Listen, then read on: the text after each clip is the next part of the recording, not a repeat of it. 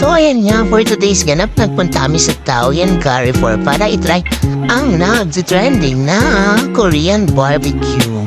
So ayan, akyat tayo second floor kasi sa second floor daw yun. At yun na nga, nagganda-gandahan na ang mga person. So ayun, lakad lang tayo. Akyat tayo sa taas. At ayan na, nasa taas na tayo. Ayan na, lakad lang tayo ng konti. Konti lang naman. And lakad-lakad ng lakad-lakad. And then, pag nakita niyo yung net, ayun na siya. Katabi lang siya ng net. Yes, katabi siya ng net.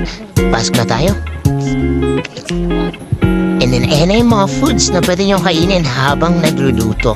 And then, ayan yung rice, mga drinks, may coffee, ice cream. Ayan po yung mga pang shabu-shabu.